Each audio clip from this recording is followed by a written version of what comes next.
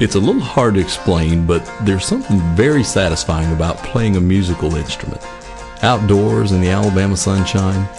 And if you happen to have made that instrument with your own two hands, then I bet it's especially satisfying. That's a feeling that Alabama's Bill Jehlle knows pretty well. But I've got to ask, what is that instrument you're holding there, Bill? Without a doubt, the first time anyone hears one of these things for the first time, they can't believe that they're actually hearing a cigar box that's been made into the guitar. Now, in another place and another time, these aging wooden boxes probably held Prince Alberts or Swishers or Havana Souls. Most of these boxes were tossed away just as soon as the last drag on the last stogie was blown into the air. And if it weren't for Bill, most of these boxes would have been relegated to a far more mundane life. But Bill has a way of finding art and inspiration in the most unlikely of places. You know, I'm always on the lookout for things that people have discarded, tiny objects in the parking lot and such, and it's always fun to take something that someone would overlook, like a piece of trash, and be able to think, you know, I could use that to make something on the cigar box guitar. From his Morgan County garage, under the close inspection of a few curious cats, Bill patiently crafts these old relics into cigar box guitars. Every single one of the cigar box guitars is different, depending on how complex I want the build to be.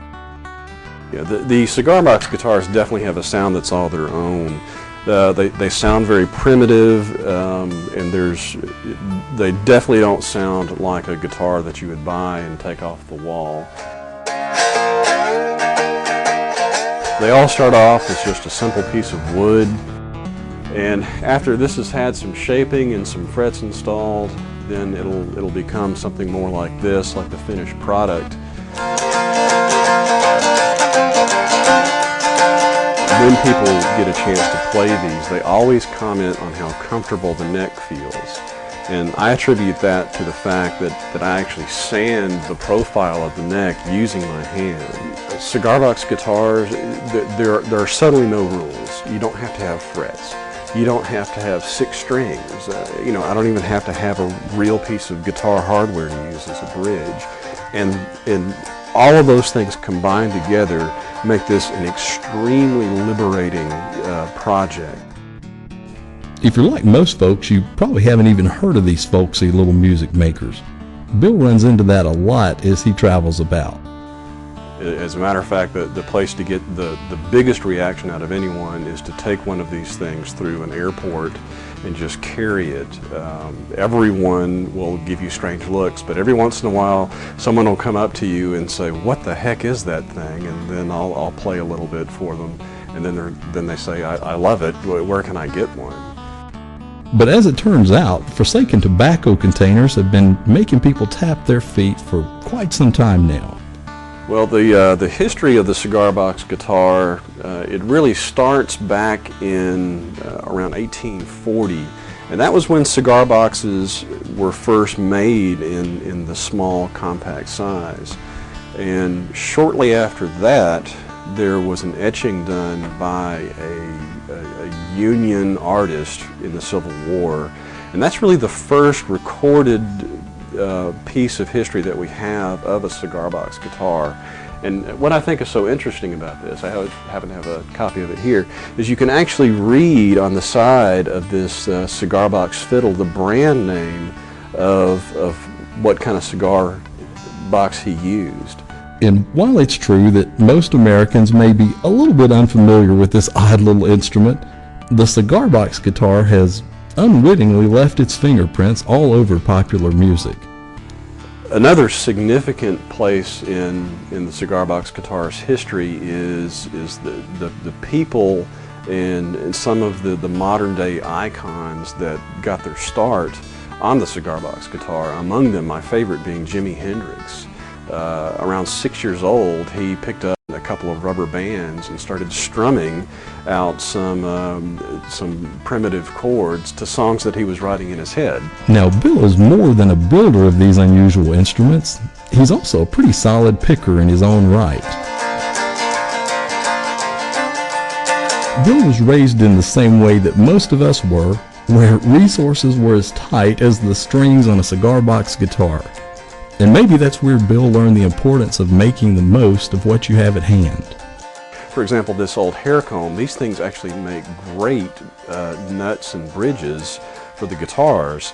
Like this one right here behind me, this piece of plastic up here is a section of a discarded hair comb. I was filling up my car at the gas station and looked down, and I was picking this comb up to throw it away, and I thought, wait a minute, I could use this. Among quite a few music lovers, it seems that Bill's little guitars are making a big noise. In fact, he gets more requests for cigar box guitars than one man can make. So, to keep up with the demand, he started to teach other would-be luthiers some of the skills that he's developed over time.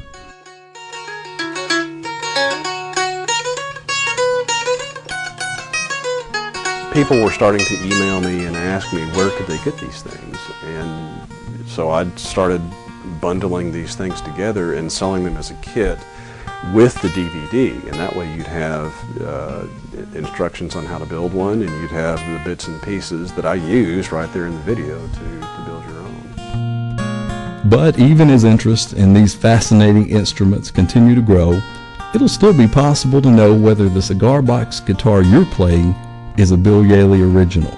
That's right, just open it up and have a peek inside.